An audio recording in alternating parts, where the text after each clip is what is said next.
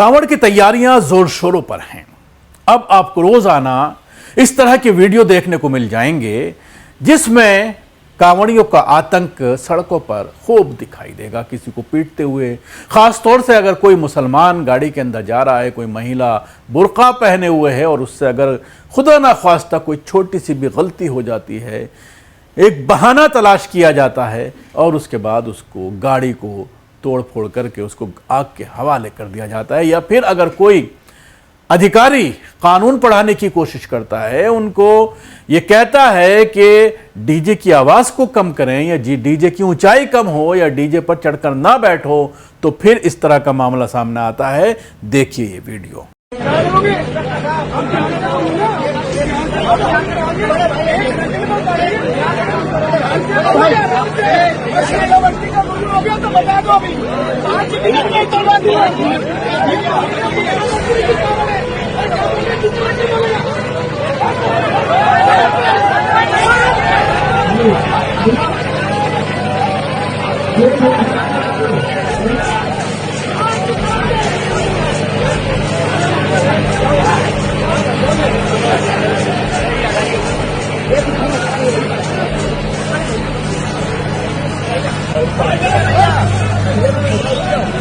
ये वीडियो मुजफ्फरनगर का बताया जा रहा है, जहां पर इंस्पेक्टर ब्रिजेश शर्मा को ये कांवड़ियां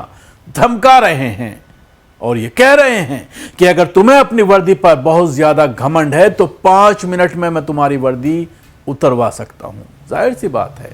भारतीय जनता पार्टी की सरकार है राज्य में और इन्हें हिंदूवादी संगठनों को यह मालूम है, इन नफरती चिंटुओं को यह मालूम है कि हमारे कहने से वर्दी भी उतर जाएगी, क्योंकि इनके सामने आप देख सकते हैं किस तरह से मिमिया रहे हैं ब्रजेश शर्मा जी, किस तरह से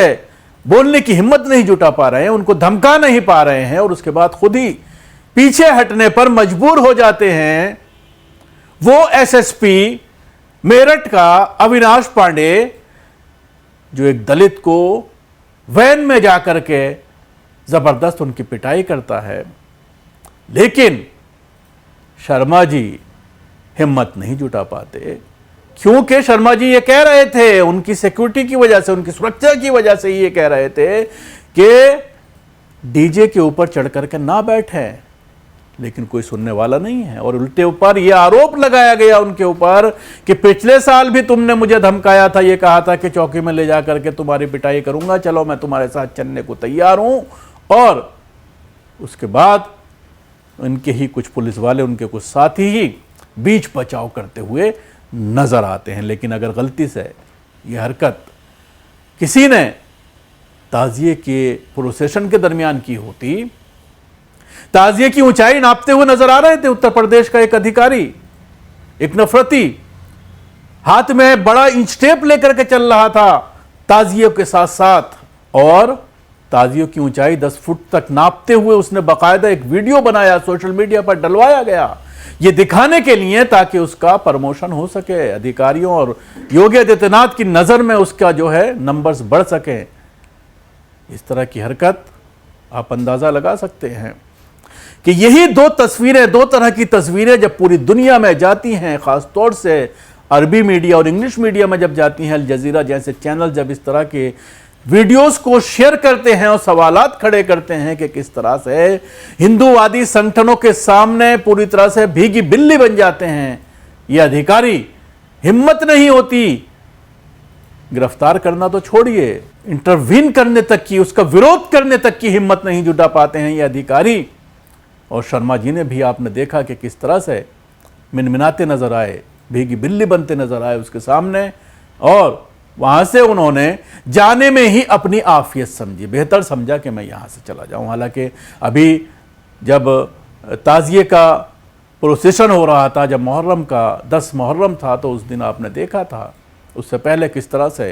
ताजिए को लेकर उत्तर प्रदेश के मुख्यमंत्री योगी आदित्यनाथ के जरिए बयानबाजी की गई कि सबको हमने सही कर दिया है। लेकिन अब यूपी में भी आप इनका आतंक देख सकते हैं, क्योंकि 1-2 डिस्ट्रिक्ट हैं जहां से निकलता है उत्तराखंड से, उसके बाद उत्तर प्रदेश होते हुए ही दूसरे राज्यों में, चाहे वो दिल्ली की बात करें या और राज्यों की बात करें, इधर जो है लोग जाते हैं।